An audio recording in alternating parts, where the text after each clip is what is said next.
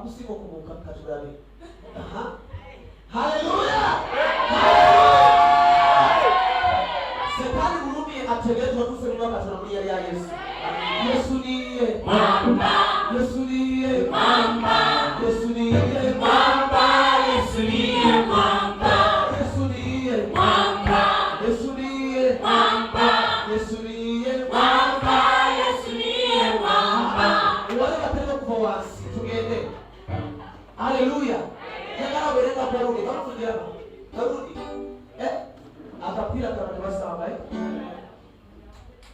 tugende. Tugende.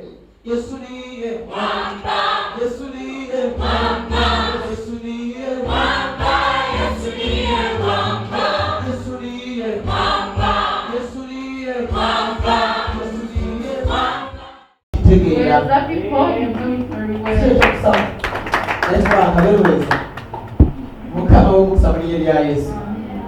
So, mukama w'umusamariya namwe n'ababiri bafe. God bless you all our visitors. Salusenyo kuba Monica. We are happy to see Monica. Bande byo kuraba we barokujya. We are taking time of seeing you. Muri ya Yesu. In the name of Jesus. Mwereza wakatonda. Servant of God. Mwe barokujya. Thank you for coming. Bano bikwaro byange nnyo.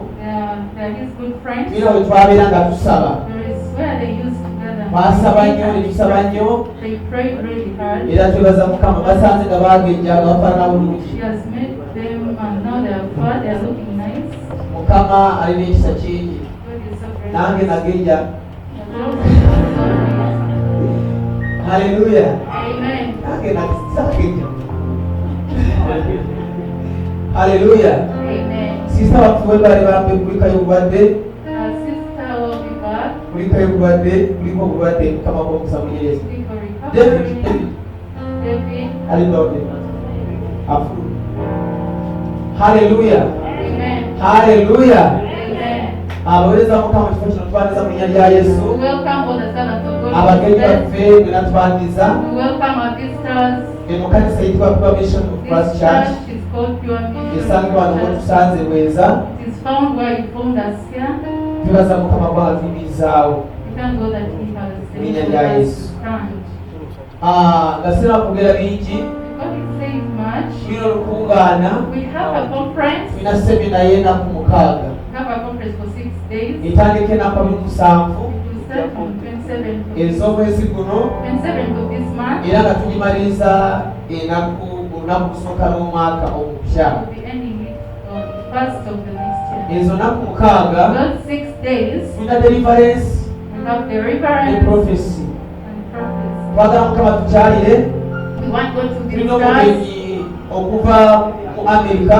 We have a visitor from Ajja America. kubeera wano ennaku zonna 6. She will be here with us for all the 6 days. We'll be here. Hallelujah. Amen. Amafuta galeese mu kifo kino. The 19th should be brought. Nsaba Mukama Katonda akuyambe okukwateko. I pray to the Lord that you will tap on that anointing. Weetegese oba tulina kwetegeka. Are you ready? Waliwo tubeetereza okusumululwa. Are you ready for this? Mukama bamusa mu linnya lya Yesu. Amen. Tujja kwenda Pastor Henry We'll be with Pastor Henry, ne Pastor Fred ajja kubeerawo. Pastor Fred. Abayimbi tulina ab'enjawulo. We have many musicians, artists. Remixon, Ngoma, Mwanguzi, David, Nadine, kwaya zaffe ze tulina wano nga 2. All those. Mukama agenda tuwa omukisa mu linnya lya God Yesu. will bless us now. Naawe wooli Mukama akuwa omukisa mu linnya lya Yesu. Amen. Tuba tukwera Yesu mu ngalo. Let's give God a hand clap. Katonda ayagala Pure Mission. He told us that God loves Pure Mission. Temuwakana kubanga nze nkimanyi. Don't doubt that because He knows it. Nakugamba nti omukyala oli yali mukusaba yasaba emyezi 4. That lady who prayed for 4 months. Ali esi ng'anoonya asaba Mukama mulage ekkanisa gy'agenda kukyala mu That Uganda. lady who is in US who will be joining us. She was praying for where she can minister when she comes to Uganda. Ng'ali mu kusaba ng'abuuza Mukama. She was praying, asking God. Mukama n'amuyigulira n'amugamba anaamutegeeza tujja kugenda mu kkanisa yitwa Pure Mission God revealed to Christ her, Church. you will go to Pure Mission Christ Church. Era neebaza Mukama Katonda.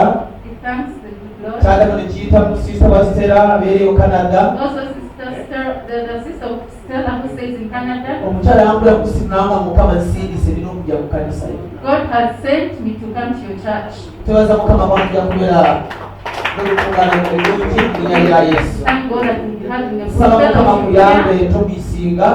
He urges all of you not to miss. Mukama agenda kukola ebyekisa. God will do gracious things. Kubeera Yesu nga z'amaanyi. Haleluya. Amen. Katonda agenda tukola obulungi mu linnya lya God will Yesu. do us good in the name of Jesus. Mukama w'omukisa olwaleero. Bless you. Mwena mutule mukola emirembe Be at peace era Katonda basumulule. and let God deliver you. Mu linnya lya Yesu. Amen. In the name of Jesus. Twate Bayibuli zaffe. Let's open our Bibles. Twate Bayibuli zaffe. Let's get hold of our Bibles. Tugenda kusoma ekitabo kya Mukama. Tugenda kusoma mu kitabo eky'Abassekabaka ekyokubiri. We're going to read from the book of 2 Chapter 5. Chapter 5, Tugenda okusoma okutandika ku lugero olusooka. from verse 1. Mukama atuwe omukisa mu linnya lya Yesu. God bless us. Omusomi waffe atusomere atuwe ku nyiba 14. Mukama amuwe omukisa. Bassekabaka ekyokubiri olw'okutaano olusooka osoma bati awo Namani omukulu w'eggye lya kabaka w'e Bwasuli yali musajja mukulu eri mukama we era wakitiibwa kubanga kuba oyo Mukama yali awadde Obusuuli okuwangula, era yali musajja w'amaanyi muzira naye yali mugenge. Awo Abasuuli baali batabadde bibiina ne banyaga ne bajja mu nsi ya Isirayiri. Ne bajja mu nsi ya Isirayiri omuwala omuto. Awo n'aweerezanga muka Namani. Awo n'agamba omugole we nti, singa mukama wange ali ne nabbi ali mu Samaliya, kale yandiwonye ebigenge bye. Awo ne waba ayingira n'abuulira mukama we nti, bw'ati bw'ayogedde omuwala ow'omu nsi ya Isirayiri. Awo kabaka wa Suuli n'ayogera nti, kale nno n'aweereza kabaka wa Isirayiri ebbaluwa, n'agenda n'atwala talanta 10 eza ffeeza n'ebitundu 6 ebya zaabu n'emiteeko gy'ebyambalo 10. N'aleetera kabaka wa Isirayiri ebbaluwa ng'ayogera nti, kale nno ebbaluwa eno bw'eriba ng'etuuse gy'oli, laba kutumidde Namani omuntu wange omuwonye ebigenge bye. Awo olwatuuka kabaka wa Isirayiri bwe yasoma ebbaluwa n'ayuza ebyambalo bye n'ayogera nti, nze Katonda nzite era namye. Omusajja ono n'akutama n'atamiira okuwonya omuntu ebigenge bye. Naye mulowooze beegayiridde mutegeere bw'anaawonya kyananaga okuyomba nange. Awo olwatuuka Erisa omusajja wa Katonda bwe yawulira nga kabaka wa Isirayiri ayuzizza ebyambalo bye, n'atumira kabaka ng'ayogera nti, lwaki okuyuza ebyambalo byo? Ajje nno gye ndi. Kale n'amanya nga mu Isirayiri mulimu nabbi. Awo Namani n'ajja n'embalaasi ze n'amagaali ge, n'ayimirira ku luggi olw'ennyumba ya Erisa.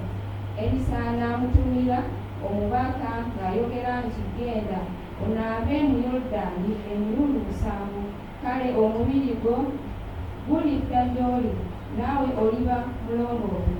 Naye Namani n'asunguwala ne yeddirayo n'ayogera nti, laba mbadde ngamba nti taleme kufuluma gye ndi. N'ayimirira n'asaba erinnya lya Mukama Katonda we, n'ayisaayisa engalo awali ekifo, n'awonya omugenge. Abaana ne Falufaali emigga gye Damasiko tegisinga bulungi maazi gonna Abayisirayiri. Siyinza kunaaba omwo ne mba mulongoofu. Awo n'akyuka n'agenda ng'aliko ekiruyi.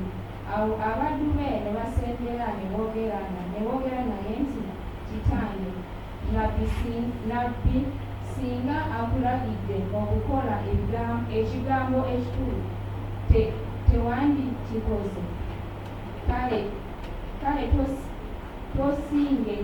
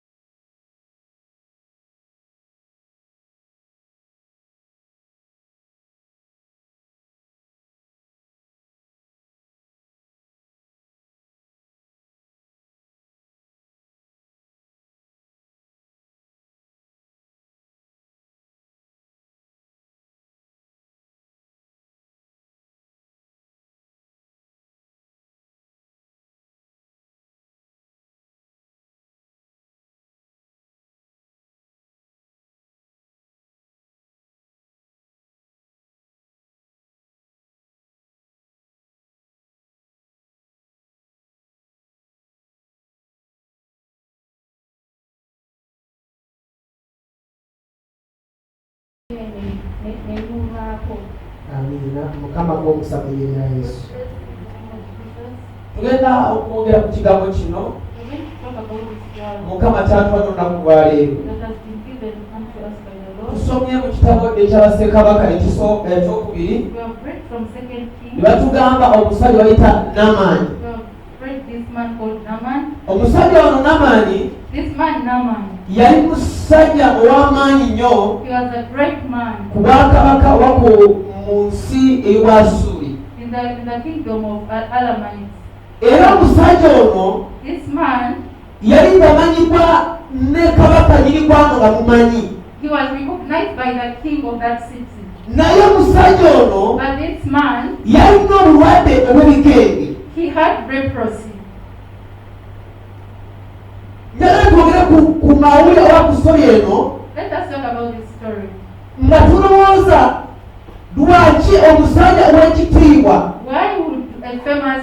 omusajja ow'amaanyi, omusajja amanyibwa kabaka yatuukako ekintu kyayita ebigenge. Obulwadde bwe bayita ebigenge kyali kirwadde ekyali kikwata ku mubiri gw'omuntu. Was a sickness that would attack someone's flesh or body skin. Era nga kikwata omubiri gw'omuntu, it will attack the skin, ng'omubiri gwe gukyuka ne gufuuka ekintu kiri awo omuntu yenna ng'amulaba n'atera nti omuntu ali bubi. That the skin of that person will turn and change and the skin will really look bad. Era ekintu kyali kinako ng'omaze okubaala ebigenge, the next thing once you get leprosy, wali osobola kuba ng'owunya mu maaso g'abantu. Smelling before people. Ekyokubiri, wali osobola kuba nga akusembeere naye asobola okukwatibwa ebigenge. The person who come close to you would also get a leprosy. Kitegeeza it means omuntu okumuteera talina ebigenge, a person to know that he has leprosy, baali mukwata namuteeka mu kkomera mu kakomera k'iweka. They will jail him, they will put him in his own prison. Baramuteeka mu nyumba n'amugamba togenda kufuluma wano n'okusigala They weka. will isolate him, they put him somewhere, you're not getting out. Ndowooza ebigenge balabye kumanga beekuma korona. People protect themselves from leprosy the way we keep ourselves from corona. Kubanga essaawa zino because at this time wano w'otudde where you sit situated right Singa now. tuugana nti watu na corona. We happen to tell that the person next to you has corona. Oyinza kuduka emisinde. My people. Ate omuntu w'ebigenge A leprous person, yali watamu kusinga wa corona n'owuza. I think, would be worse than the one of corona. Bayibuli tugamba ku bantu abamanyi baabala ebigenge. The Bible is talking about the great men that had leprosy. Etugamba ono musajja It is telling us about this man, omusiikale omukulu mu nsi eno y'Abasuuli. the commander in Aram. Netugamba omusajja omulala It tells us about this other man, bamuyita Uziya yali kabaka wa Isirayiri. Uzziah, the king of Israel. Bayibuli tugamba nti Uziya alwala ebigenge The Bible tells us that Uzziah had leprosy. ne bakwata Uziya They got Uzziah, wadde yali kabaka though he was a king. naye namuteeka mu kifo kyeweka They isolated him. n'abeerayo. He stayed there. Mutabani we n'ataleka kukwasa nnyo wa kabaka The son started handling the kingdomship kubanga Uziya yali nga atakkiriza kugenda mu bantu. because Uzziah was not permitted or allowed to associate with people. Yatandika kubayo ebiragiro He started giving orders. naye nga takkiriza kugenda mu He was not abangi. allowed to meet people. Era bwe tugamba nti ebigenda ebyono musajja Uziya The Bible tells us that this leprosy of this man Uzziah, yabeera nabyo paka lwe yafa. he stayed with his leprosy to the last day. Katwogere ku bintu bibiri. Let us talk about these two things. Waliwo ebigenda bya Uziya There are leprosy of Uzziah n'obeera ku ebigenda bya Naamani. and the leprosy of Naaman. Bikubeera ku ebigenda by'ono musajja Bayibuli tetugambye erinnya lye Yesu The lye Bible yawali. did not tell us this other third man. Naye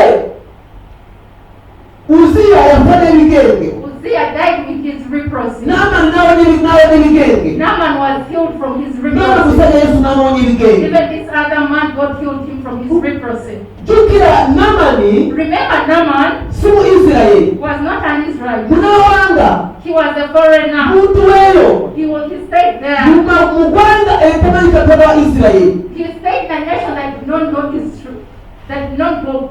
They did not know God. Naye yawulira mawulire gamugamba But he had news telling him nti mu Isirayiri that in Israel balina Katonda they have God asobola kuwonya who ebigenge. can heal you from your leprosy. N'agamba ngenda kukola ki? He said, what can I do? N'agenda n'agamba kabaka He went and told the king, n'amugamba nze Naamani omuntu wo I am Naaman, your slave. teyamusemberera. He did not come close to the king. Yafuna engeri gyamutusako obubaka n'amutegeeza. Somehow he maneuvered and found a way of giving message to the king. N'amugamba nze Naamani omuntu wo I am your slave, Naaman. okimanyi nalwala ebigenge You know it very well that I have leprosy. ate okimanyi nina likoti nnungi mu ggwanga lyo And I have a good reputation. nakola ebintu bingi mu ggwanga I lyo did so many things in your nation. naye kaakano nina obuzibu bw'ebigenge But now I have a problem of leprosy. ate okimanyi omuntu w'ebigenge alina okubeera yekka And you know it very well that a leprous man has to stay alone. naye nawulira mawulire gagamba But I've gotten this news saying kibuzi ya Isirayiri that in Israel waliwo Katonda awonya ebigenge there is God that heals leprosy. n'amugamba kakati kabaka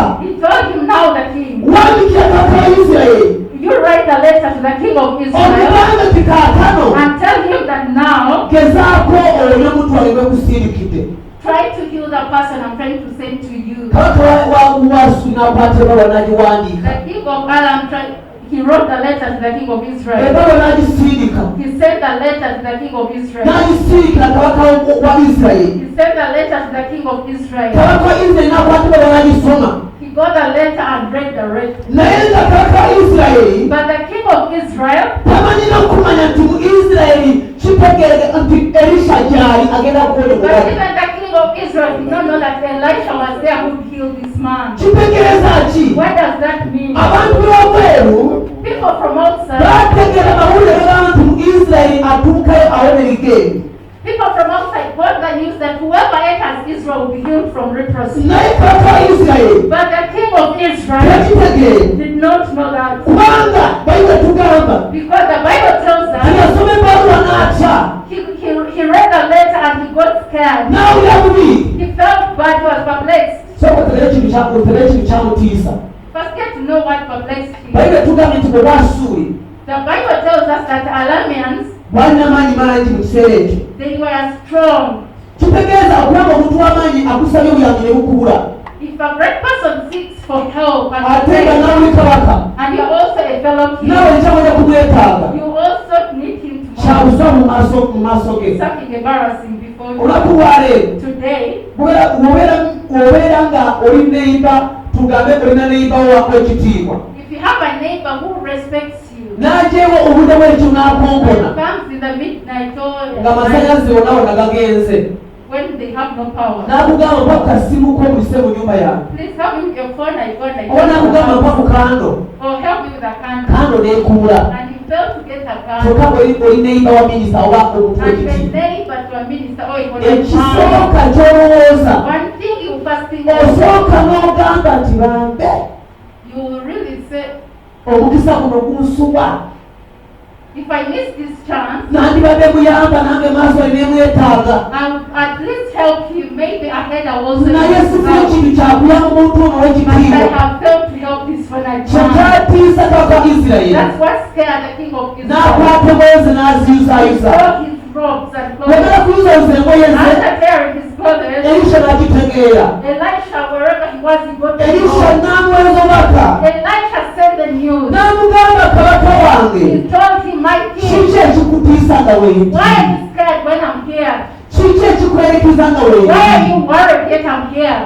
omuntu oyo muleka gye Let that man come. njamuwonya I will heal him. haleluya Amen. haleluya Amen. tulina ekizibu kimu era kuzibu We have one problem in our church. abalokole b'omukanisa Born again of church. katonda takyabakola ebyamagero God no longer do for them. naye bantu beeri But the outside bafuduka eri nga basiraamu they come from wherever they nga come. tomanyira okumanya katonda They don't know God. nga yesu gwosize temumanyi They don't even know you are God. ne bagenda okukiriza kw'amaanyi They come with faith. bayingira mu kanisa nga bakankana They enter the church bagamba trembling. twategeera ti mu kanisa bantu bawona We got to know that from church people get healed. n'aja naawo n'addayo nga They bawona come and they get healed. They go. naye bwe mulokole w'emyaka 10 mu But kanisa the person who has spent 10 years in church, mukama tanakuunya obadde buli God has not yet healed you. okulya bulungi oyinza okwebuuza lwaki You might ask yourself, omuntu why? avudde eri nga tamanyira ne katonda bwosi tatamanyi bulungi They just come, they don't know that God himself. abantu bajja wano mu kanisa People come in church, nga bavudde mu masabisi yet they have just come back from nga tubana witchcraft. okulokoka They have not yet gone and said, netubasabira we pray for them. bagenda They go back, nebakubawo n'obujulizi they come back with testimony. nebagamba musumba They say, Pastor, katonda likoze God did it for me. yenasabira katonda likoze Everything that I prayed for, God did it for me. bikiwangamba gatuukiride Everything that you told God, you fulfilled them. omaze myaka empalo mu kanisa But for you to spend 5 years in church, obunabi bwe twakulabulako the prophecy that tubabutuukire you told has not yet been fulfilled in your life. ekizibu kiyiwa Where is the problem coming from? yesu yasibe haleluya haleluya amen tugenda gamba ekigambo kino You are going to say this word. tugenda gamba ekigambo kino You are going to say this word. ekigamba nti mukama That God, olwaleero today, mponye ebigenge byange heal me from this process. yes olina ekigenge kyolina You have a leprosy that you have. ekyomaze bbanga ate ne ng'obeera nakyo mu kanisa You have stayed with it for a long time in church. naye bantu bava eri But people come from ne outside. bagenda kulu mu kanisa n'olibigere They byonna come once in church and they get healed from Brother, their we need leprosy.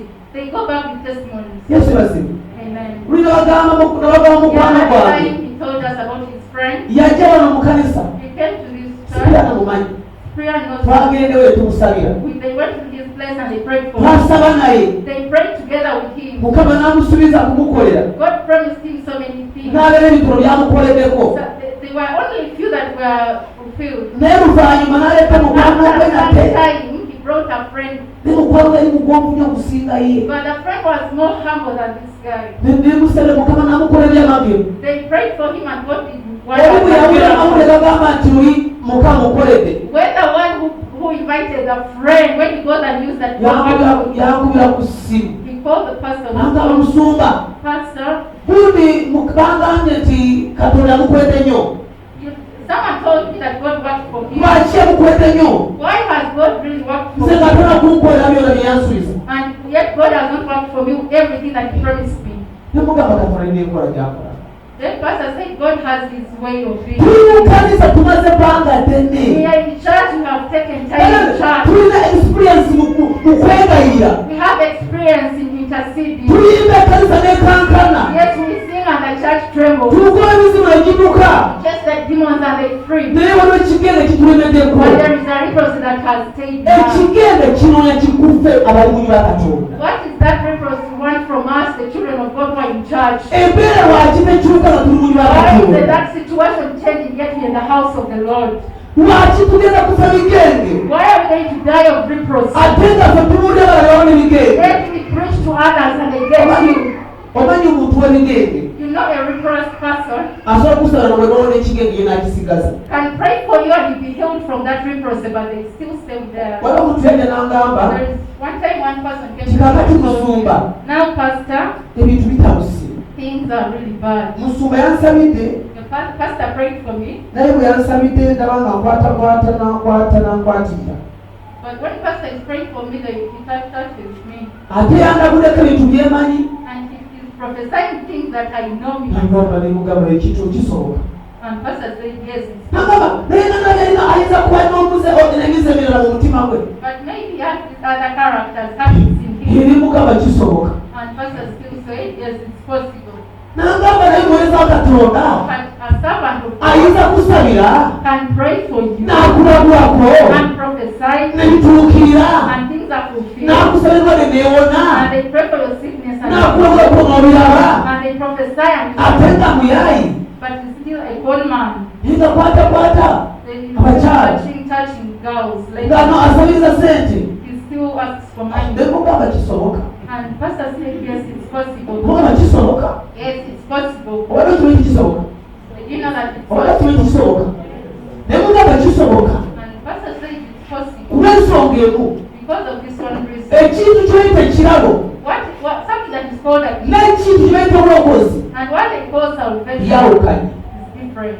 Ekirabo A gift, Katonda akuwa ekirabo if God gives you a gift, aba akwagadde, God, that means God aba loves you. akwagala, That means He loves you. era akulamu ng'omuntu asobola okuyimirira n'okosa ekirabo n'oyamba bantu. He sees you as a person who can stand and help people. Naye nkira kumakya bw'otuuka empisa But tomorrow when you wake up and you change your oyinza way, kusigaza ekirabo Mukama kye yakuwa. yes, you can stay with the gift that God gave you. Kankuwe example. Let Him give us this example. Mukwano gwe gw'oli naye The friend you have, bw'omukwasa kasimu n'okamuwa if you happen to give him the phone, enkeera ku makya ne muyomba. and tomorrow one morning you wake up and quarrel, Simanyi oba ogendagenda mugamba naye siku yange gye nakuwagira ekyo. and he doesn't know whether you tell him bring back the phone that I Ogenda gave you. gibulamu. Will you get back? Omwekera essimu naye nga tokyamwagala. Yes, you can leave him with your phone, but when you Abalokole ba leero balina ebigenge, today born again have leprosy. balina ebirabo ebiraba bakubula buli kimu. Yes, they have gifts they can see and see. Abapasita ba leero bamu. Pastors of nowadays, Simugambye bona. no, he's saying some. Balina ebirabo asobola kukutuukako n'alugamba n'olowooza kyebeka wazaalibwa naye. Yes, he can approach you and tell you everything entirely. Naye oluvannyuma lw'ekyo kirabo ky'akozeseza. But after that gift that he has used, N'agenda mu mubiri n'abukola ekintu kirala ekikutamisa Katonda n'olaba and weta. go back to the flesh and do something that will make you hate God. Waliwo mukwano gwange yankubira kusimu muwala. There is a friend of her N'agamba pasita. and told him, Pasita Pastor, yaneebaseko. Pastor slept with me.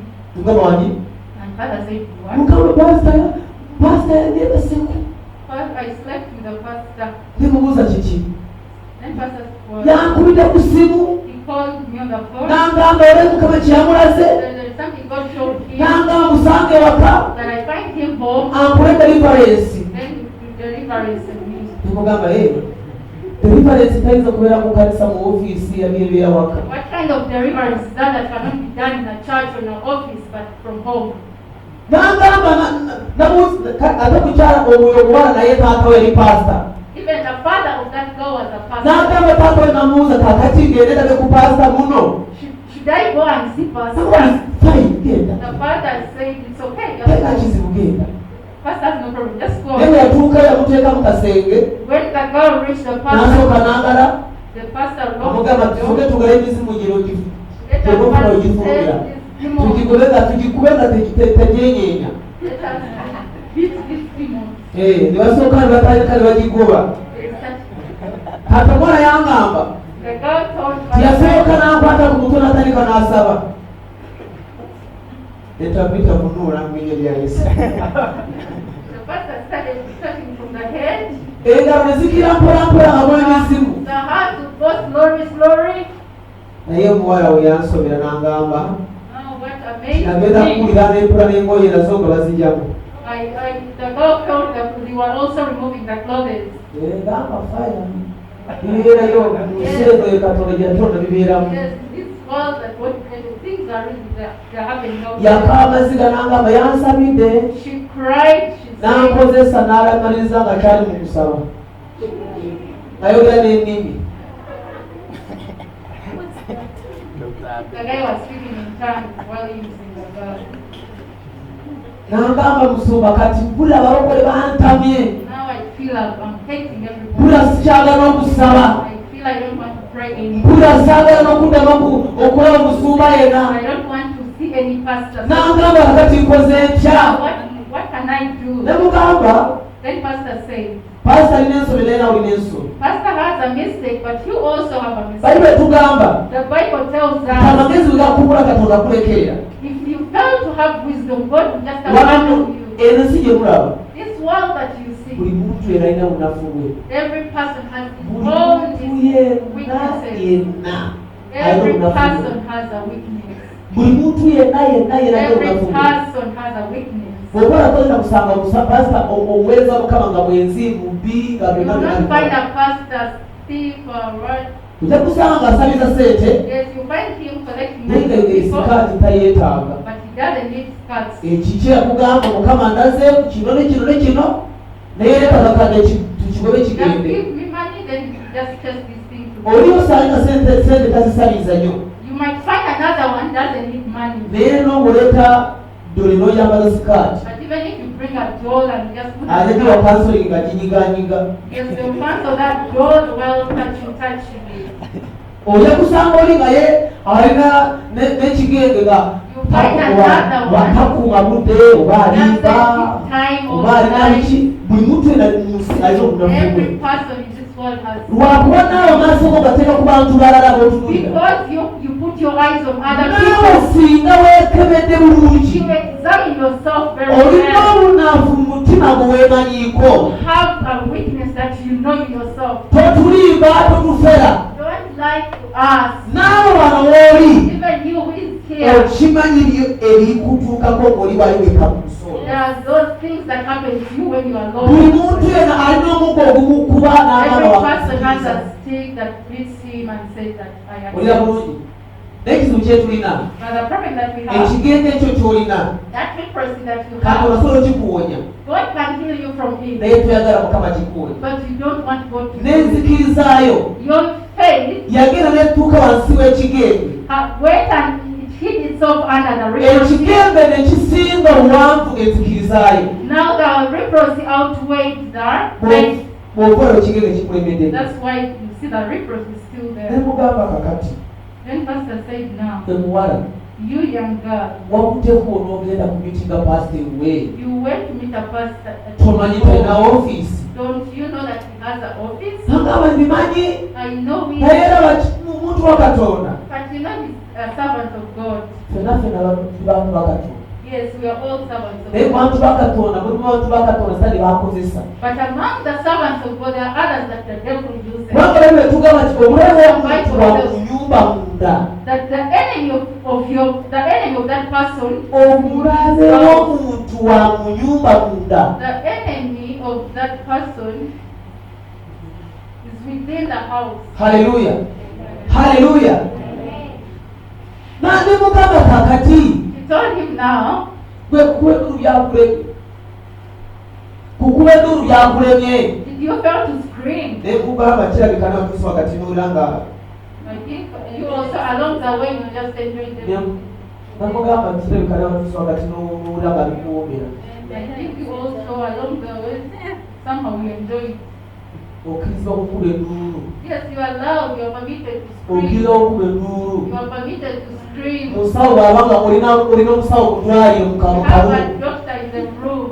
ng'ayagala kukuba empiso. I want to inject you. n'akola ekirala kyawukanye n'ebisu bya and kukuba. that's something that is different from the injection. Naye bakyala bagenda ku polisi bagamba musawo yankute nga tuli mu Ladies go to the police and they said osooka ne muteesa bwemala kweteesa yes, you are n'omuddamu free, you plan very well. kubanga oli mulwali wagenze ku ddwaliro Yes, you are sick, you went to the hospital. eddwaliro lirina abantu bangi A hospital has many people. yalagala ku episode mutuuka kwebaka ngutulawo Where were you by the time you tebakubye edduulu did not scream? ofuluma ebufunye n'ogenda n'ogamba bangu You just walked out and started saying they raped you. bawala mugenda tuyamba katono These young girls, naafe nga bwe tuyamba as we are helping ourselves, teekamu amagezi ku kintu ky'ogenda kukola wisdom in everything that you teekamu amagezi wali wooli apply wisdom kuba where omuntu you are. n'otambula naye Because the person you're walking with alina ekigenge ky'otamanyi has a atali real kukigamba person that you don't know and they're not about to tell you. ebigenge by'edda The leprosy of those days, byali birabika n'amaaso g'omubiri yes, don't be seen by the physical kubanga eye, byali bigenge bya mubiri because you are the physical leprosy that naye ebigenge by'olwaleero leprosy of nowadays. bigenge bya mutima They are leprosy in the heart, bigenge bya mwoyo the spiritual leprosy, amaaso tegabiraba which eyes cannot see. omuntu mutambula nga likirira mulaba libulungi Yes, you see a person walking and you think he's okay. ate okatuuti n'abula n'ogamba enjira They ebuti stand on the pulpit and they preach and you just feel the gospel. mutambula munogamba omuweereza ono mpulira biri bulungi You walk together and you feel everything is okay. naye tekikugamba nti talina kigenge But kyatambula that doesn't mean that they don't have a leprosy. weegendereze Be careful. gamba kuba nti weegendereze Tell Ugambe your neighbor, tuwegendereze. be careful. amen bakwata omusajja bakwata omwana omuwala omukatoliki They got a Catholic young bano girl. bakatoliki bomunda babaita batya bano bawala basaba nnyo baita asista ndowooza awo kumpi ne bakwata n'omuwala omulokole Then they got a saved girl. ne bakwata n'omuwala omusiraamu Then they got a Muslim bali girl. basaba nnyo nnyo nnyo nnyo nnyo basoma babashaaya bali bantu basimanyi tegeera ne bakwata n'omwana omusebensidde They got a seven. omusebensidde That omutuufu a pure one. omusebensidde omutuufu A pure seven. abalina ebyawandiikibwa byonna byonna byonna That mutwe know all the scriptures in their head. bwe mutuuka mu kaseera nga mugenda kwogera ku bayibuli When the time would come to read the Bible, obeera paasita naye agenda kwogera ebyawandiikibwa n'olowooza yes, n'owewuuza you must start, but they would say, bayibuli takimanyi nnyo how come they know the scriptures? They know the buli Bible. kimu kyonna ky'oleeta akuleetera olunyiriri Everything, they just open the Bible, they bring out buli kimu kyonna ky'ogamba aleeta olunyiriri everything that you say, they just bring a scripture. ate n'omusiraamu wa ddala Even a true Muslim, bayibuli agimanyi bikolwa nagimanyi they know Quran at the same time. ate ekyokusatu Then number three, alina n'akantu wano they have okulabanga wano balina bakayita katya ako okusanga nga kakwata when you see it much tegera there, kikumaca pakawungeeza beera bwati from morning to evening, bowing their head down there. omulokole A born again. bw'okutegeera nti mulokole wa ddala If you atandika by the kusaba time you know that he's a true, atandika kusaba when they start to pray, ayogera ebigambo bisatu mukama katonda w'ekisa they start three words. n'atandika Oh, endimi the precious Lord. They start. n'atandika ki They go in n'atandika endimi They speak tongues. dakiika zisigaddeyo nga asatu Other 30 minutes left. azimala nga byasaba tobiwulira They spend those 30 minutes saying things that you cannot. bw'omubuuza biki by'oyogera When you to ask, what have you said? akugamba mwe mukyali baana tebalaba kulokoka bulungi You still babes. You have not yet gone in. tetwasaba tetwatandika edda mukama It's yatwa a edda long time. God gives the era dance. ndina okwogera nawe zibiiti Speaking of the Holy Spirit. aseredde wansi n'akuba etaasi nga bagamba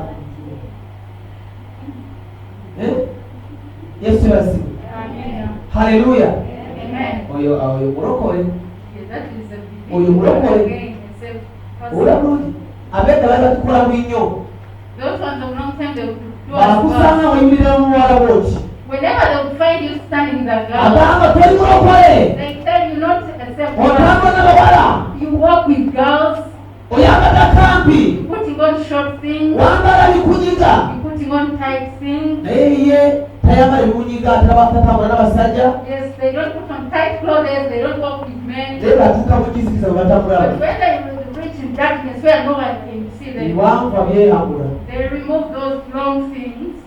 yesu basibi Amen. abantu abo benkugambye bonna All those people that he has baali mu told, kifo kimu they were in one place. omuntu n'ayagala kubagezesa One person tried them, n'akwata sente and he got money. n'aja n'aziteeka mu nyumba gy'abasibiddemu That person got money and put in the house where they had put them. n'amala n'atambula n'agenda That person walked away and left them. oluvannyuma lw'essaawa 3 After the 3 hours, yakomawo n'abayita n'abagamba he came back and called all of them.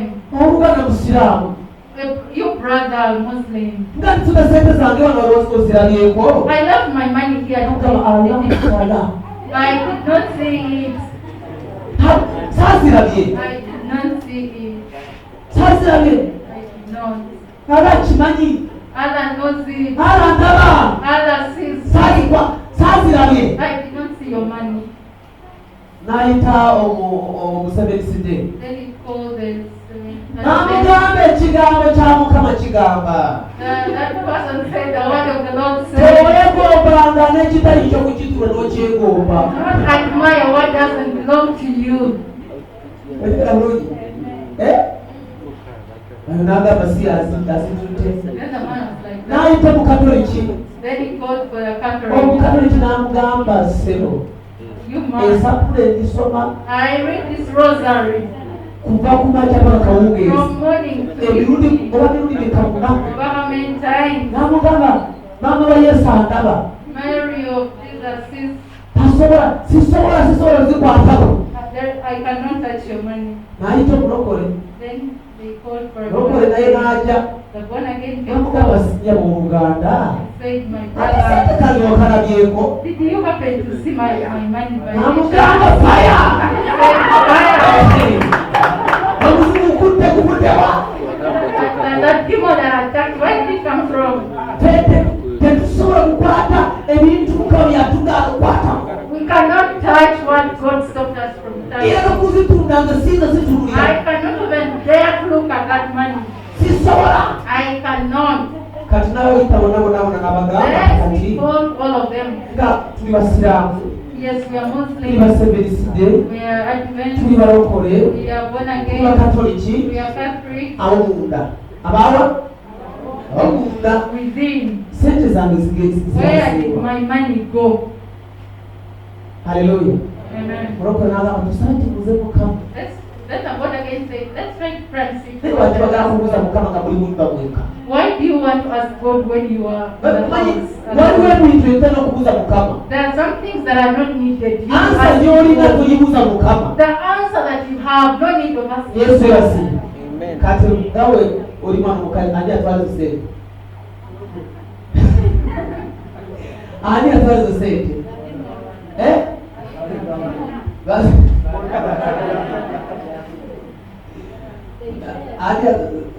David ani atwala sente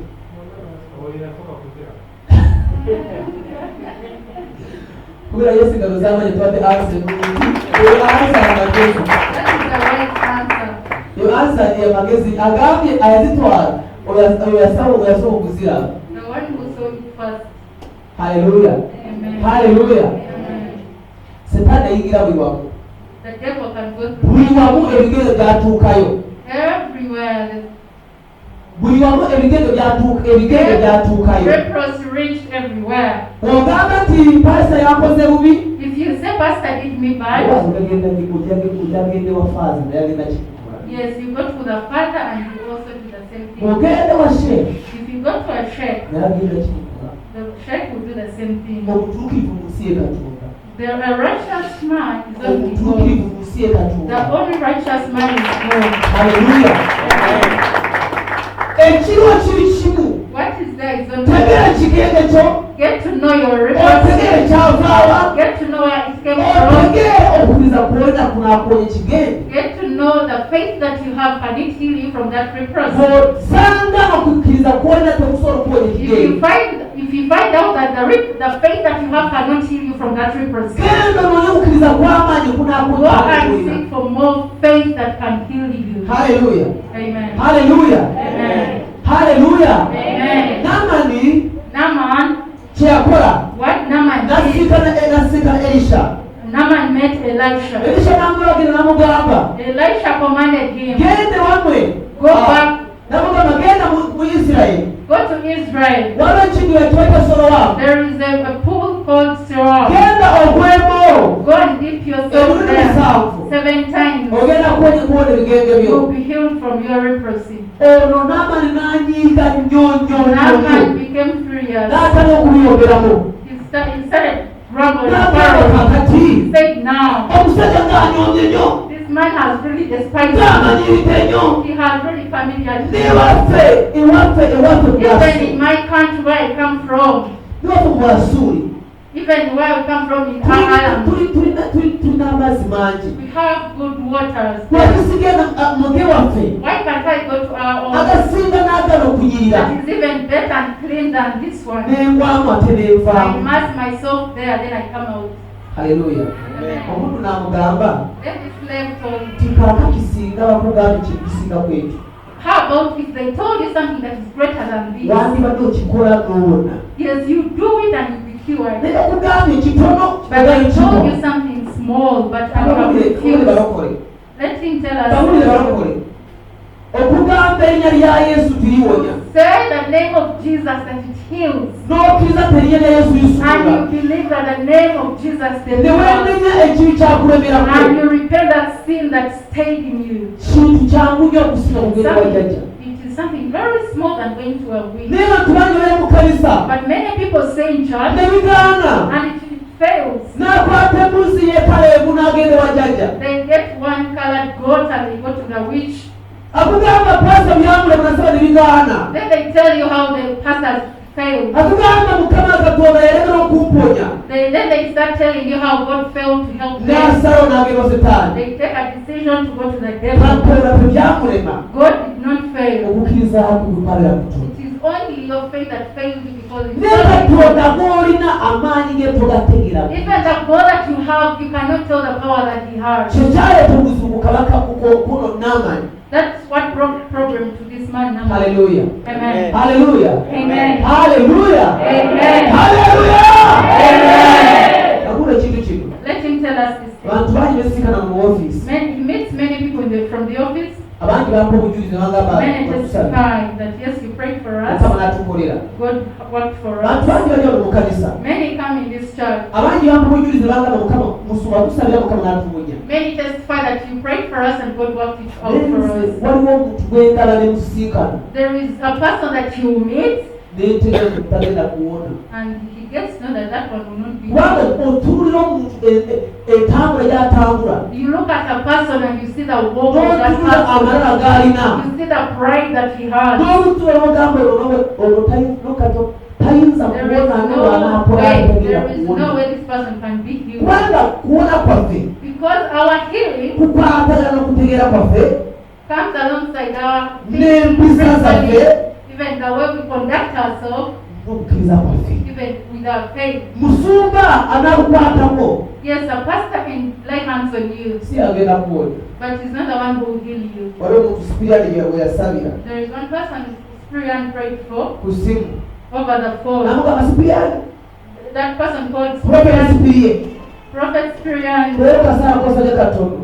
Today the prayer you prayed for me is so Katono small. nnyo tete. It's so less. It's Tosabye nga small. musawo bulijjo. You have not prayed the way you normally pray. Kati weebuuza musawo You ask yourself, a doctor, n'omulwadde anaategeera eddagala linaawonya. doctor and the patient, who knows what the Dokita patient. kugamba twala panado twala naguli The n'omugamba doctor prescribes for you, take this and this and this.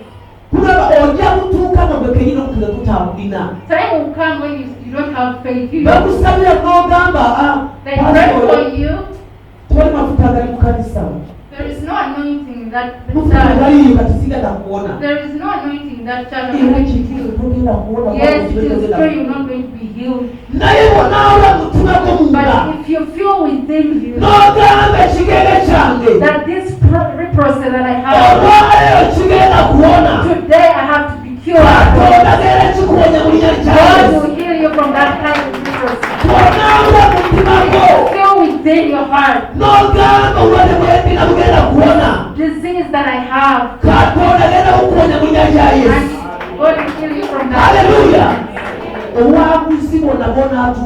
Whatever victory that you have starts within your heart, with your understanding and in your faith,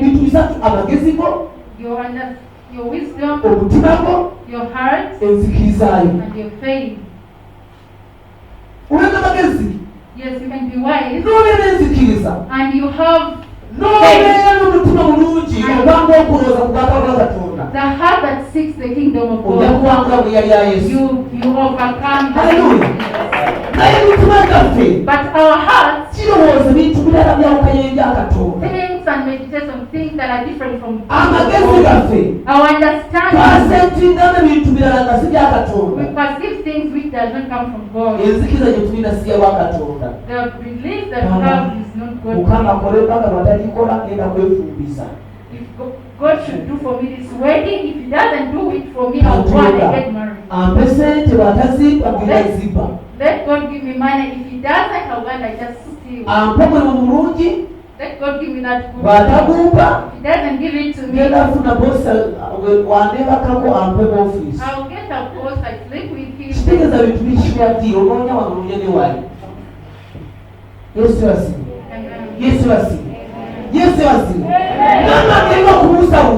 Naaman was doubting. Yes, he knew that in Israel there is power that would heal him. Yes, it is true that from church you would be healed. It is true that God will heal you. But you're still doubting. You cannot be patient. Let God do it. If you don't do it, I will try some other ways. People are still trying and here, just looking for things that work out quickly. Yes, Amen. Yes, Amen. Was one day he was praying from here. There is a friend that you were praying for. That friend was at the prayer mountain praying. God told him that friend of his has gone to town, has met a man, they slept together, but still she's going back to the mountain.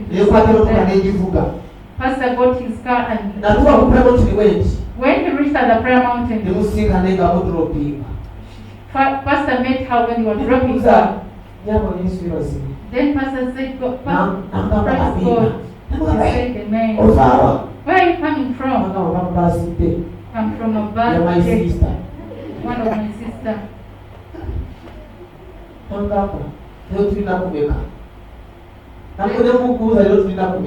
Then Pastor asked which day is today. What's the day today? She was not even remembering.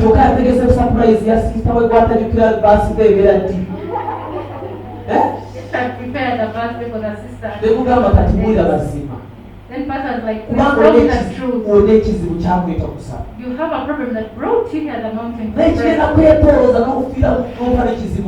Yes, you went to rotate until you died. You don't want to get saved.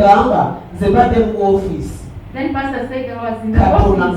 God told me that you went to town and you so happened you met a man and you slept with that man.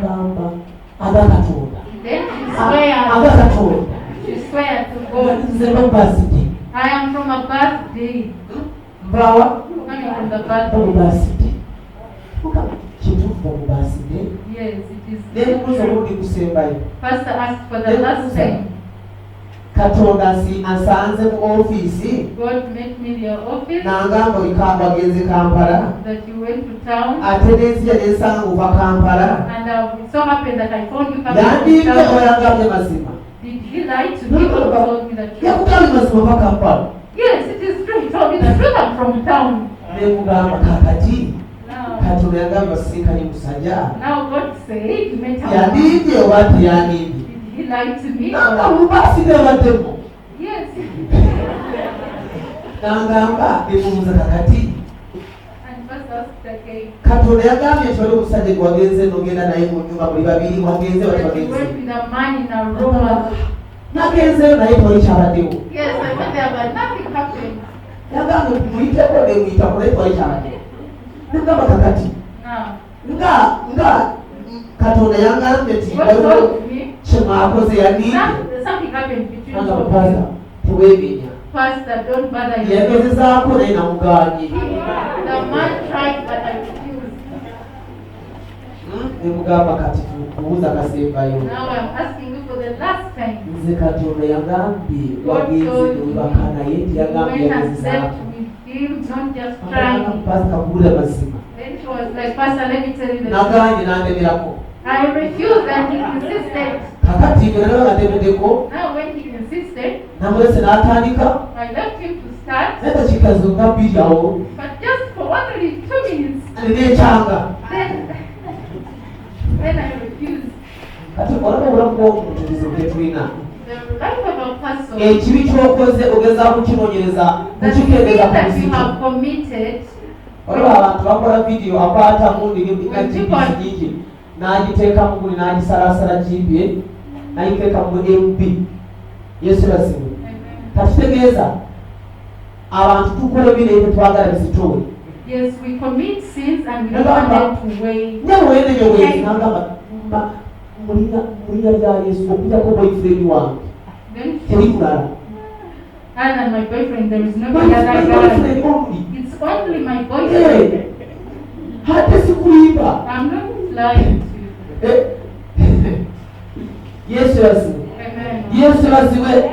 Okugamba yenenye mupi When you tell n'akugamba. them to repent, Lati sente zibadde za mama wange natuna it was my mom's money. I just picked it up. yazikuwaddewa nende za mama It natutegombe belongs to my mom. I just picked it za mama.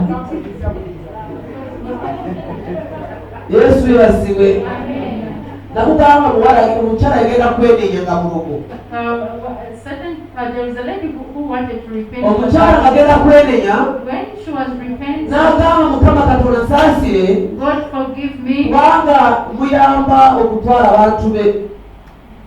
Mwangwiza okutwala abantu be. Because I weaken the work, I take the people. Katonda nsaasire God should forgive ekibi me. kye nakola ky'okumuyamba The okutwala abantu sin be. taking or convincing people, I take them there. Yayamba Mukama okutwala ki? Alinga alina baasi batika. Nabagamba ekyo kigenda tukitegedde. We are not understanding that sin. Olaba omuntu ekiseera ky'okufa kye kyali kyatuuse When time of death has come, nange nekwata akadagala nemuwa I also get some medicine. era n'afa naye ekiseera kye kyali kyatuuse ky'okufa But her time had already come for her. era nayamba Mukama bwe yamuyita Mukama yamuyita nange nayamba Mukama. I also helped God to finish her. Abantu bangi Many people, bakubula ekintu ekigende obeera nakyo n'okimanyiira you get used to that purpose. okifuula kifula ebikyo You become friends. okyusa n'erinnya lyakyo Even you change the name. n'okifuna erinnya eddala ly'okituma. You name it some other name. Yesu basibu. Amen. Yesu basibu. Amen.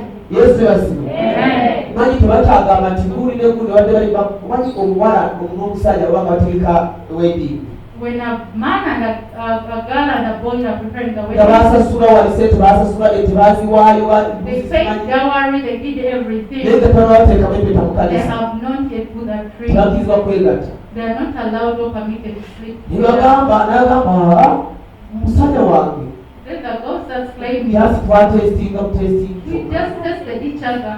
kati si mulenzi kifuze kutestinga. Now it's no longer fornicating, it's testing. Abakyali bavuga mu avansi yafashe muri avansi nyine ndayibonye ari muri avansi avansi murayizi. Yesu yabasibe kwanga ekigende kyo okitumenya n'ekirina Yes, get that reference here and name it ate whatever it is. otegeere obuzito bw'ekirina ku bulamu bwo And know the way. otegeere na effect embi gyekigenda aleta ku And know bulamu the bwo. side effects it will bring in your life. Mukama agenda kikonya mu linnya lya God Yesu. will kill it. Haleluya. Naye bw'obanga okitula nga kitaliiwo But if you try to undermine or you say ojasiga n'ekigenge ekyomulinya lya you Yesu. will stay with that leprosy. Bayibuli tugamba The Bible tells Yesu us n'asisinkana omuntu. God, Jesus met a man. Bayibuli tetugambye Luka, tetugambye Bwerani, The tetugambye Bible Yeye. did not tell us the name. Bayibuli tugambye nti Yesu n'amusisinkana. Jesus met the man. Omuntu oyo alina ebigenge. That man had leprosy. N'ategeera Yesu tasobola kuwonya ebigenge. And the man got to know that N'agamba genda kumwesibako olwo Yesu. and the man said, I will stay with you. N'amwegayira n'amugamba Yesu. And he begged Jesus and Oponye said, ekigenge kyange. please heal me from this leprosy. Bwe yamwegayira When he begged Jesus, Yesu n'amugamba oyagala ki? Jesus asked him, what do you want? N'amugamba njagala kuwola ekigenge. I want to be healed or cured from this. Yesu n'amugamba Jesus told him, genda okukkiriza okukubonyeza mu linnya go, lya your Yesu. faith has healed you in the name of Haleluya. Jesus. Haleluya. Amen. Kabaka wa Isirayiri wayita Uziya. The king of Israel called Uzziah. Bwe tugamba Isirayiri If we talk of Israel, gamba nti baana ba Katonda. we say children of Omwana wa God. Katonda A child of gwe bayita God. Uziya A child of God called yafa Uzziah. ebigenge. He died of leprosy. Naye nga taata we awonya ebigenge. Yet the father would heal leprosy. Namani oli atamanyi Katonda. Naaman, a foreigner, a man who did not know God. Omunnamawanga weeyo A foreigner. Katonda awonya ebigenge. God healed him from leprosy. naye Uziya yafa ebigenge. But Uzziah died of leprosy. Lwaki tufiira mu kanisa naye nga tulina Yesu awonya? Why do we die from church yet we have God who Lwaki heals? ebigenge bitutira wano nga Why are we dying of tulina leprosy yet we have God who heals? omanyi abakole bakyasinga obwavu. Do you know that in most cases there are What about foreigners that are so poor? Oba kimanyi gamba kimanyi wasi kimanyi They kunyoli. are the Oba kimanyi buuza saagala kugula bantu batanziramu. Oba kimanyi kimanyi Did gamba you Yesu know that born and they are the What ones about that are poor? abo bakyasinga obwavu ku lw'ensonga. Bw'ogenda ku lumbe When we go for the burial, ne bagamba omanyi then they tugenda say, kukuwaayo malumu. we are going to give condolences. Omupayinya n'agamba ente yange gyendi nagiwadde munange I've given my cow gamba to this emotoka yange family. mugiwaddeyo nange I've given away my cat to this olina amata family. ebitwala tamange nagiwaayo. Against 500,000. Leka nkugulire mu kanisa ekizibu kye tulina. But let me tell you the problem that we have in church. Ebitwetwe bye twambala bya mitwalo abiri by'emitwalo. The dresses that we put on are for 200 and Naye okwata emitwalo 10 n'olitwala mu kanisa. but to get 100,000 and take it to church, Saaga n'omusaaga. Pasita yabeera mufere. that pastor is fake. Pasita bw'ebitwalo kubeera mufere. The pastor that you give 100, that man is fake. Yesu yazibwe. Amen. Okukeera ku makya n'obula ate kakugulire okwata omuntu gw'oteetinga You get ate nga kuyimba yet they are just deceiving you. n'omutwala ku Sharatoni. You take her to Emitwalo Sheraton. 40 n'ogimuteekamu dakiika 10 ne muvaayo. You spend Naye nga ali ku 200,000. sipiida kugamba yanguwa munange eri wakaba neetaaga. She's telling you hurry up, they need me home. Naye ng'omuwala alina muntu mulala mulinze Yet the girl had some other guy waiting for mu her. kifo ekirala kya bbeeyi. Another luxurious place. Sente zo n'ozisigamu oyo You invest your money in that girl. agenda agamba kirabe n'ekintwe. She Kirozo lives next kizo to her. kunkwana. Old place. Ekyo tekisi agamba kirabe n'eki. Kizibu kunkwana. Old place. Naye kizire tezirye nga zekole ki? Anyway, Kisibuka zirye. he's just a fool. Let me just enjoy his Omanyi money. bakugula ebyinyo ne babijjamu byonna byonna bimala mu n'osigala nga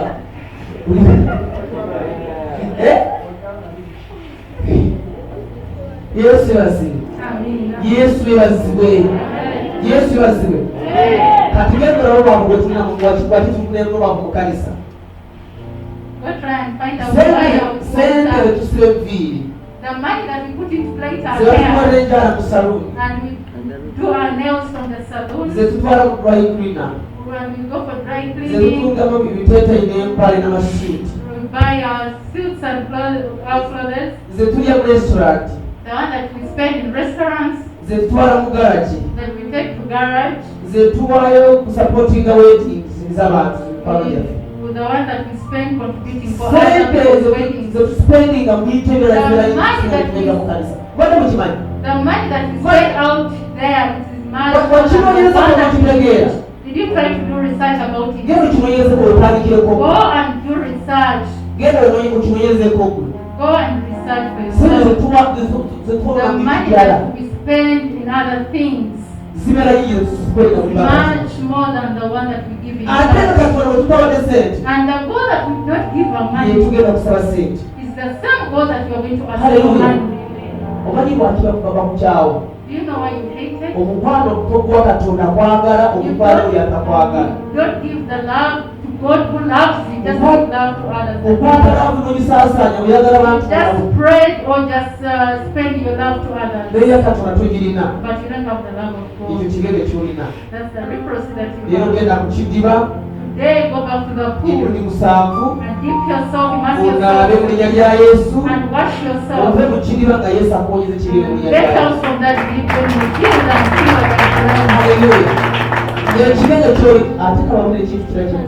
let him tell us other things that we don't know. These eyes that we have.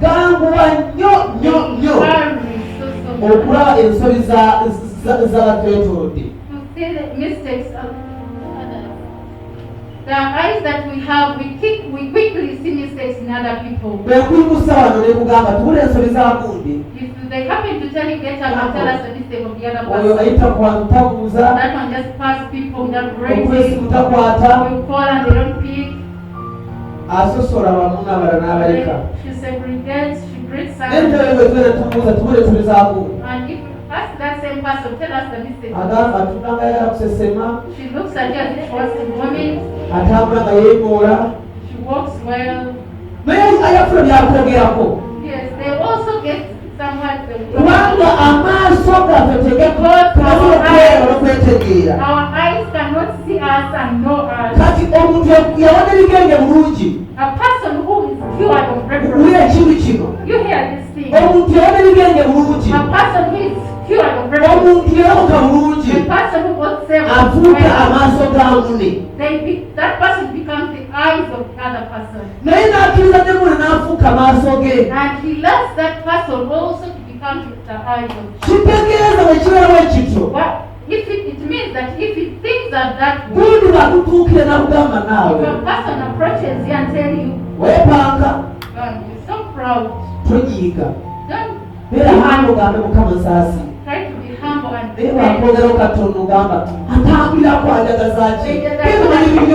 there are good at monitoring others. Why are you following me? It's not you who take me to heaven. The heaven doesn't come to your brother. It is of the Lord. Why are you bothering me? You to realize that you got to let the name of someone who is close to you become your eye.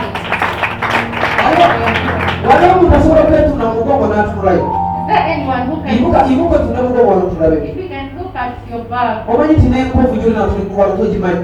Do you know that even the scar that you have you see naked.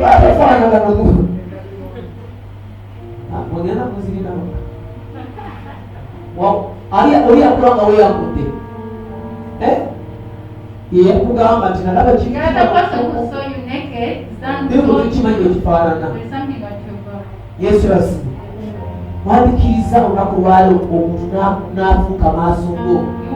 Please let your friend or let people become your mirror. That person who is close to you knows you better than you. The person you stay with knows you better than you know yourself. Yes, even Naaman was a foreigner, but he knew that in Israel there is a God who heals. But the king of Israel did not know. It's easy to research on other people, but it's not easy to research on yourself. Be humble, be humble.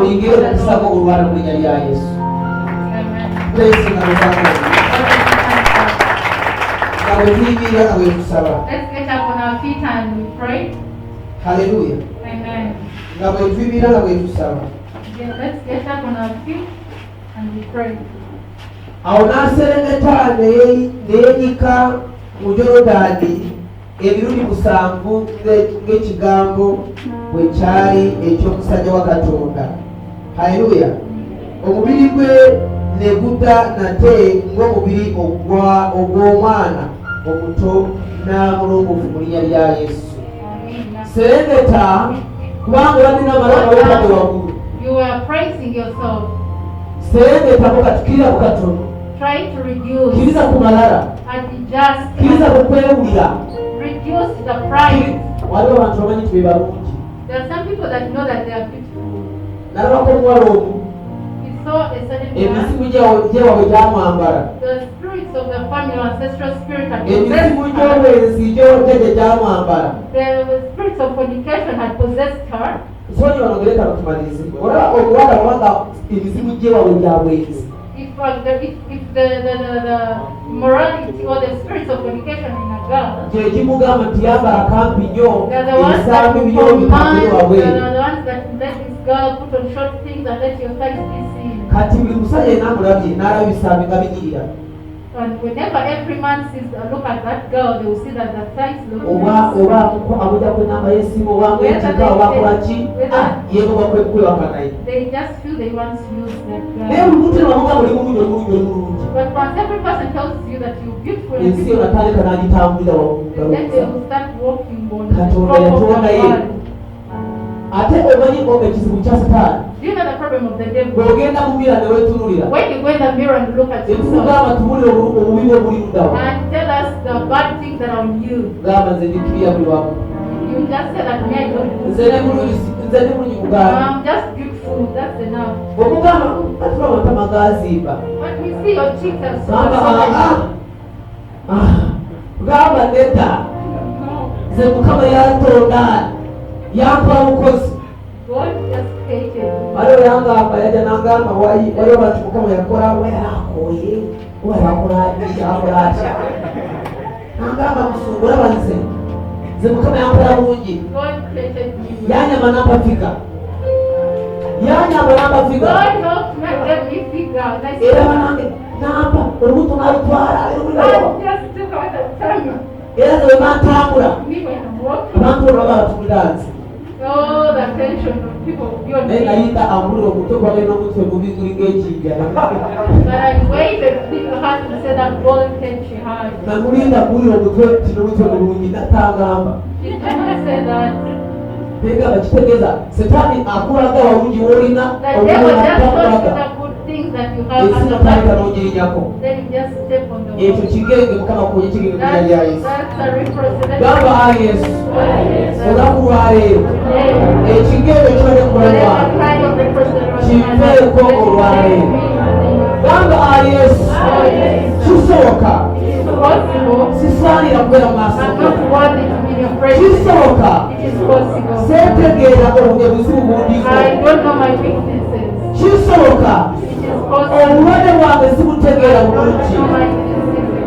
naye leero nze maaso go But I just stand in your presence. kusaba Mukama naazi Pray that you may be washed. era nkusaba otukuze That may you sanctify me onzigyeko obulwadde bwonna and take away every mu sin linnya lya Yesu in the name of Jesus. koza ekikuba buli mulungi Thank you because you koza good. kuba buli w'amaanyi Thank you because you great. erinnya lyo ligulumizibwe Let your name be praised. era litegerezebwe Let it be praised emirembe n'emirembe forever and ever. tugambe fena tamiina Amen.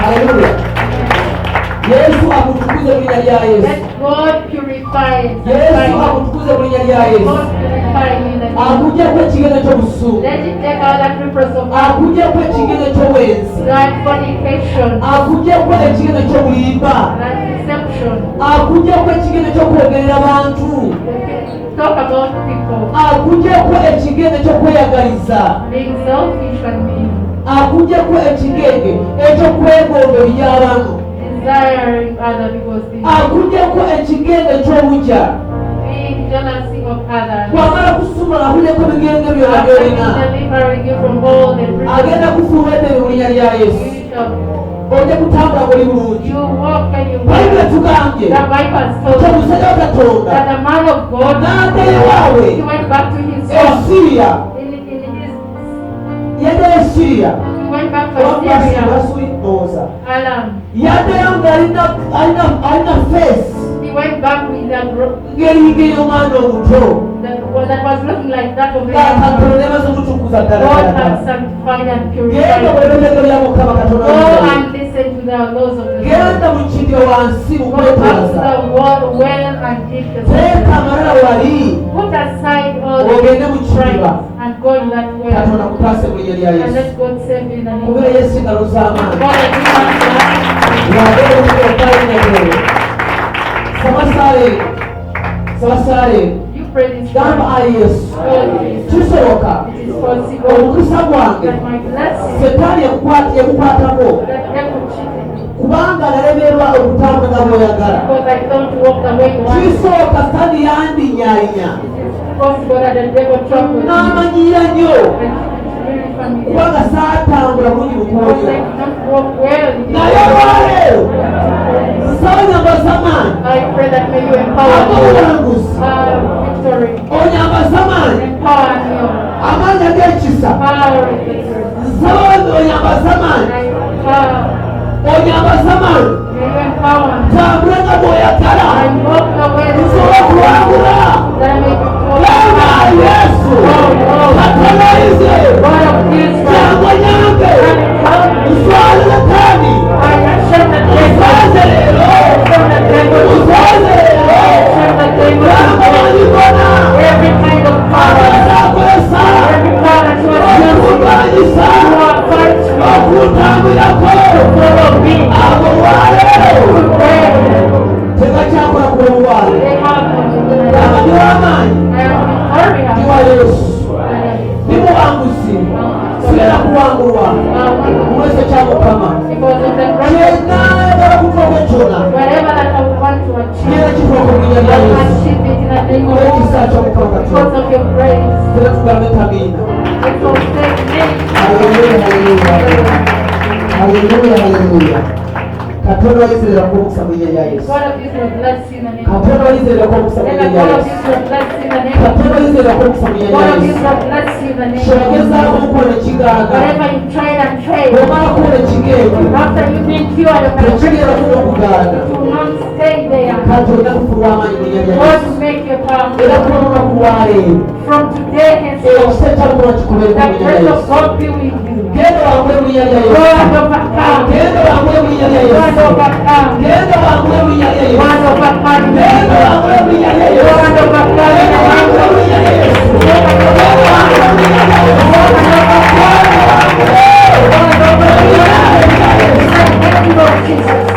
Genda kukuwa amaanyi. Don't be afraid. Genda kukuwa amaanyi. Go and be a Genda power. kukuwa amaanyi. Go and be a Genda power. kukuwa amaanyi. Go and be a Genda great kukuwa man. amaanyi. Go and be a great Genda man. Katonda kuwa omukisa. Go and be blessed. Genda Yesu akuwa omukisa. Go and be blessed. Genda Yesu akuwa omukisa. Go and be blessed by the Lord. Genda kufuula omukisa mu linnya lya Yesu. And He shall make you Akufuula blessed. omukisa mu linnya lya Yesu. May you be blessed. Akufuula omukisa mu linnya lya May you Yesu. be full of blessing. Anakusinkana yena. Whoever needs you, Abanga sinkanye omukisa. they will just need a Mu blessing. linnya lya Yesu Kristo. In the name of Jesus. Amen. Amen. Tukyali kusaba kuno. As you are still in this prayer, Tukyali kusaba kuno. Yimusa omukono gwo mu bbanga. raise up your hands unto the Lord. Mukama w'omukisa mu linnya lya Lord, Yesu. bless you in the name of Bikula Jesus. munyize wansi. Put down your hands. Ayagala kwenenya oyagala kuloba ku lunaku lwaleero. If you're there and you want to get saved, Owulira mwayagala kula okusinkana Katonda n'akusumula you want to n'akugonya. have an encounter with N'akuyako God, enjegere zino zalekulamu. and God losing that change in Yimusa your omukono life. omugiri, yimusa omukono gwe tulabe. If you want to get saved, if you want to Oyagala receive, kuloba ku you lwaleero. want to get saved, Mukama akuwa omukisa mu linnya lya Yesu. God bless you. Yimusa omukono gwe tulabe. Raise up your hand and receive. Yimusa omukono gwe tulabe. Raise up your hand and receive. Bantu bagala kulokoka. People who want to get saved, Tugenda batusobola okusa. we are going to help you. Bayibuli etugamba The Bible tells us omuntu yena wale mu Yesu that whoever is in Christ afuka Jesus ekitonde bwe kijja. becomes a new creation. Ebyedda The past biba nga tebikyakusumbuwa. has no way in their life. Ekisa kya Mukama tekimutambulira buli The grace of God that leads you and olwaleero ekisa kya Mukama kimutambule mu let the kikwako. grace of God be with Mu you. linnya lya Yesu Kristo. In the name of Jesus. Amen. Amen. Tusebe bano bagala kulokoka, bagala Help batulokoka. us. If you want to get saved, if you want to receive Jesus Christ as your personal Savior, Magara pasi urukuzi semere wano. Come close. Yesu anasema. Yesu anasema. Katuna kwagara. God loves you. Aturi mwana we. And you are his child. Ayagara unakuware. He wants you today Asoma gukora ibisinga byo gusaba. that he may do for you. Abadakunya gusumura. He was looking for you to deliver you. Iragenda kikora muri nyari And he's Yesu. going to do it in the name of Jesus. Wale omuntu morali wange ayagala ku watu n'obukozi. Is there any other person? Nikusema kwako tulewa wasendera mu maaso. Raise up your hand, we see, or you can close here. Katusabire ba. Let's pray for these ones that have. Tugenda kwogera ebigambo bino. We are going to say these words. Atubyogera mu linnya lya Yesu. Tuyinise mikono gyaffe. Let's raise up our hands. Gamba bantu baagala kwatula obulokozi. People that want to get saved. Gamba ayi Yesu. Gamba ayi Yesu. Olunaku lwaleero nze omwana wo nsazeewo okulokoka. Nsazeewo okulokoka. Entambula zange, ebikolwa byange byeba netambuliramu nga sijja butuukirivu byenyeza mu maaso go. Era olunaku lwaleero ebibi byange byonna bye nakola mu butamanya nsaba Mukama Katonda binsonyiwe. Era omusaayi gw'omwana weewa ku musalaba gunaaze olunaku lwaleero beera omwana wo tambulira bw'oyagala. Nsaba olunaku lwaleero ekisaayi kitambule ku lwange. Era nsaba olunaku lwaleero osangule erinnya lyange mu kitabo ky'okufa, oliwandiike mu kitabo ky'obulamu. Bw'onaakomawo Yesu ng'oza okukira ekkanisa yo, nange nkubula erinnya lyange wansi bw'ogenda ku kintu. Kuva leero neegaanye Setaani n'ebikolwa byonna ngenda kutambulira ku kwagala kwa Katonda n'obwakabaka bwa Katonda. Yesu tambule nange osobola okumpanguza mu linnya lya Yesu Kristo wa Katonda. Amen. Yesu kabisanga. Yesu kabisanga. Let us stretch forth our hands. Sayoluganda Mukama And pray for our brothers awasitudde. and sisters that Bayibuli tugamba nti the Bible tells us omuntu bw'akoka mu gwe bakola pati. that when a person gets saved in the heaven, Bano baana ba Katonda ku lunaku these lwaleero. are children of God from the Ebyo beginning. by'ekikejero nga teyinamiza All the Katonda. fire ancestral spirits that were Yesu following us. tukupebaza kwama oli mulungi. Father, we thank you because you Bano baana bagenda these kutwala are mu your maaso children that go. are going to walk with you. Era bagenda kufuna obuwanguzi. And they are going to get victory. Nsaba ekisaayi I kyabeeko. pray that your grace may be with them. Ebikuwanyala gye basinga All the bagenda chains that bagenda. were binding them, Twegiddamu okubanoonya. they will not want Bawangule mu linnya lya Yesu Let them Kristo. overcome everything. Amiina. Mukama mukisa mu Yesu. God bless you. Yesu mu Yesu. Mukama mukisa mu linnya lya Yesu. Haleluya.